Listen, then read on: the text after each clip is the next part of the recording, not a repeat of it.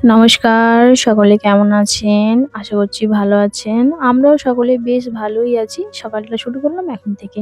তো সকালে সব বাসি কাজ সেরে নিয়ে ঝমঝম করে বৃষ্টি হয়েছিল। তো ভিজে, ভিজে কাজগুলো সেরে তারপর স্নান করে নিয়েছি। স্নান করে এই যে ঠাকুরকে সেবাটা এখন দিয়ে দিচ্ছি। ঠাকুরকে সেবা দেওয়ার পর একটু খিদে পেয়েছিল। আর ওয়েদারটা যেহেতু ঠান্ডা আছে, ঠান্ডা ওয়েদার থাকলে আমি রোজ সকালে একটু চা খাই। আর অন্য সময় খাই না। গরম থাকলে চা খাই না। ঠান্ডা, ঠান্ডা ওয়েদার থাকলে খাই। তো একটু চা করে খেয়ে নিলাম। তারপরে যে কলে জলগুলো ভরে নিলাম। কারণ এখনো বৃষ্টি হয়নি কিন্তু যেকোনো মুহূর্তে বৃষ্টি হতে পারে। এখন বৃষ্টির সঙ্গে তাল মিলিয়ে চলতে হবে। যখন আকাশ পরিষ্কার থাকবে তখন কাজ করে নিতে হবে। আর বৃষ্টি হয়ে এসে গেলে ঘরে বসে থাকতে হবে। চলুন সব কাজগুলো সেরে নিলাম। তারপরে আবার বাসনগুলো বেরিয়ে গেছিল। ভেবেছিলাম যে রেখে দেবো। তারপর দেখছি না জল শুরু হয়ে গেছে। জল শুরু হয়ে গেছে বলে মাথায় গামছা চাপা দিয়ে মানে ফোঁটা, ফোঁটা জলটা পড়ছে দেখুন পরপর জলটা বেড়ে যাচ্ছে।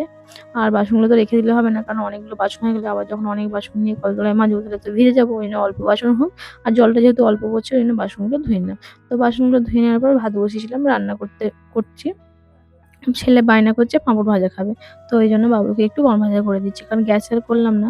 উনুনে যেহেতু আছি নাহলে উনুনে আর গ্যাসে দুদিকে করতে গেলে হবে না। কারণ জল হচ্ছে, স্লিপ হয়ে গেছে। একটু সাবধানে কাজ করতে হবে। নাহলে বুঝতেই তো পারছেন হাত পা কোমর সব ভেঙে চলে যাবে।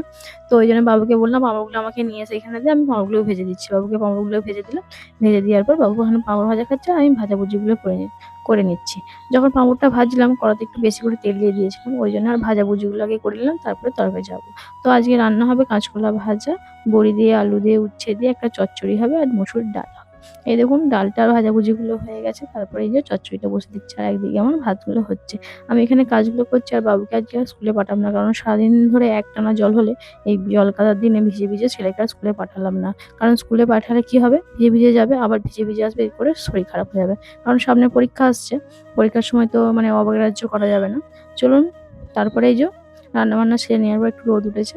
আর ডাইনিং টেবিলের এই চেয়ারগুলো খুব নোংরা হয়ে গেছিল। মানে ধুলো পড়েছিল। ওইজন্য ভাবলাম যে হাতে যখন সময় আছে রান্না হয়ে গেছে ১১টার মধ্যে তাহলে এগুলো পরিষ্কার করে নিই। হাতে যখন আমার সময় থাকে তখন বাড়তি কাজগুলো যেমন ঝাড়া, পোছা, পরিষ্কার করা সেই কাজগুলো আমি করার চেষ্টা করি। ওইজন্য টেবিলগুলো, জানালাগুলো, চেয়ারগুলো সব পরিষ্কার করে নিচ্ছি। পরিষ্কার করলে চকচক করছে কত সুন্দর দেখুন মানে নতুনের মতো হয়ে যায়। তারপরে স্নান করেছি। কারণ ধুলোবালি ঘাঁটার পর স্নান করে নিয়েছি। স্নান করে এই দেখুন ভাত খেতে বসবো। ভাত খেতে বসার আগে দেখছি না আকাশে মেঘ ধরেছে।